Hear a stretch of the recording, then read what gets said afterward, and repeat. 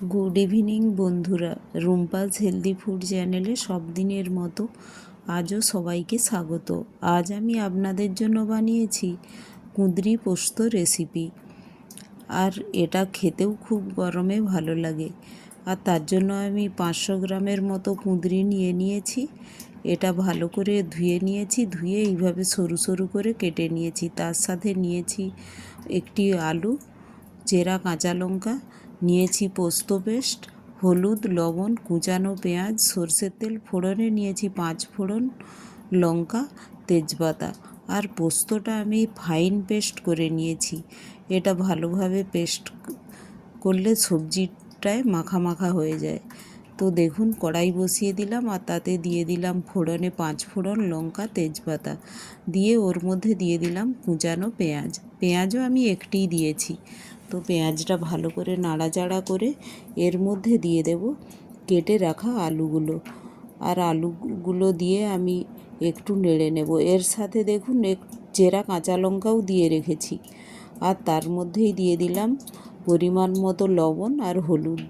আর চেরা কাঁচা লঙ্কা দিয়ে রান্না করছি, তো খেতেও একটু সুস্বাদু লাগে। আর গুঁড়ো লঙ্কা এখন এত অতিরিক্ত গরম, তো না ইউজ করাই ভালো। আপনারা অবশ্যই যারা পছন্দ করেন নিতে পারেন। আর এখন এই আলুটা নাড়াচাড়া করে দিয়ে দিলাম কেটে রাখা কুঁদরিগুলো। এটাও আমি ভালো করে নেড়ে নিচ্ছি। এটা ভালো করে একটু নেড়ে নিলে এই যে কুঁদরির যে একটা ফ্লেভার থাকে, ওটা একটু নাড়াচাড়া করার ফলে পেঁয়াজের সাথে তো ভালো লাগে। এর মধ্যে দিয়ে দিলাম বেটে রাখা আমার পোস্তটা আমি দেখুন ভালোভাবে ফাইন করে বেটে নিয়েছি। তো দিয়ে এটা এর সবজির সাথে ভালো করে নাড়াচাড়া করে নিচ্ছি।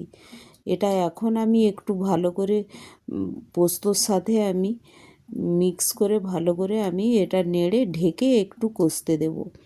একটু জলটাও একটু বেরিয়ে যাবে, কিন্তু কুঁদরি থেকে বেশি জল বেরোয় না, তাই আমাকে এক্সট্রা জল এতে ইউজ করতে হয়। অন্যান্য সবজির থেকে কুঁদরিতে জল প্রায় বেরোই না বললেই চলে। তো দেখুন, এইভাবে একটু মশলা ধোয়া জলটাও দিয়ে দিলাম। আরও একটু আমি পরিমাণ মতো জল দিয়ে দিলাম, যাতে এটা ভালোভাবে কুক হয়ে যায়। তো এটা এইভাবে জল দিয়ে ভালো করে আমি নাড়াচাড়া করে এটা ঢেকে আমি 5-7 মিনিট কন্টিনিউ এটা কুক হতে দেব। প্রায় হাই ফ্লেমেই রেখেছিলাম। দেখুন 5-7 মিনিট পরে খুললাম, তো এখনও একটু বাকি আছে আর জলটাও একটু আছে। তো আমি আরেকবার নাড়াচাড়া করে এটা ঢেকে কুক হতে দেব। এটা আরও 2-3 মিনিটের মতো লাগবে, একটু জলটাও শুকিয়ে আসবে। দেখুন এখন প্রায় হয়ে গিয়েছে। তো আমি একটু নাড়াচাড়া করে আলুগুলো এইভাবে দেখুন এত কুক হয়ে গিয়েছে আলুগুলো। তো এইভাবে নাড়াচাড়া করতে করতেই আমার আলুগুলো প্রায় ভেঙে ভেঙে যাচ্ছে। তো এইভাবে 2-3 মিনিটের মতো নাড়াচাড়া করলেই আমার এটা মাখা মাখা হয়ে যাবে, 1-2 মিনিটের মতো।